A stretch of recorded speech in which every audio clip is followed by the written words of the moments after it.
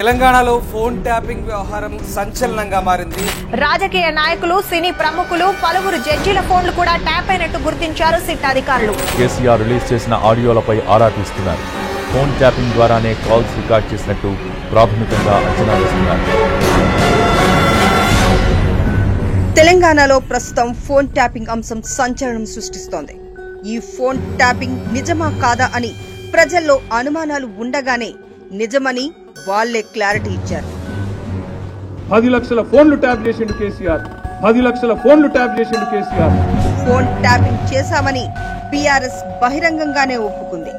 అందుకు ఈ మాటలే సాక్ష్యం. చేస్తే గీస్తే ఒకడో ఇద్దరు లుచ్చగాళ్ళ ఫోన్లు ట్యాప్ చేసి ఉండొచ్చు. బీఆర్ఎస్ ఫోన్ ట్యాపింగ్ కోసం ప్రత్యేక ముఠాను తయారు చేసుకుంది. అప్పటి ఐటీ మినిస్టర్ సామాజిక వర్గానికి చెందిన అధికారులకు అర్హత లేకున్నా ప్రమోషన్లు ఇచ్చి 10 ఏళ్లు ఫోన్ ట్యాపింగ్ ముఠాను నడిపిండ్రు. అన్ని రాజకీయ పార్టీల నేతల ఫోన్లు ట్యాప్ చేసిండ్రు. నేను నా భార్య ఇద్దరం మాట్లాడుకునే సంభాషణ ఉంటుందంటే ఎంత నీచానికి ఒడిగట్టిండు. భార్యాభర్తల మాటల్ని విన్నారు. రక్తం పంచుకు పుట్టిన వారిని కూడా వదలకుండా ట్యాపింగ్ చేసి వారి చిట్టా అంతా తమ దగ్గర పెట్టుకున్నారు. బీఆర్ఎస్ నాయకులతో సహా ప్రతిపక్ష నాయకులు, జర్నలిస్టులు, హీరోలు, హీరోయిన్లు, జడ్జీల ఫోన్లు, వారి భార్యల ఫోన్లన్నీ ట్యాప్ చేసిండ్రు. చివరకు పక్క రాష్ట్రం వారి ఫోన్లను కూడా వదలలేదు.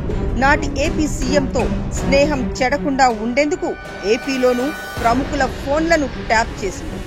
నిందితులు సిట్ ఎదుట ఇస్తున్న వాంగ్మూలాలతో సంచలనాలు బయటకు వస్తున్నాయి.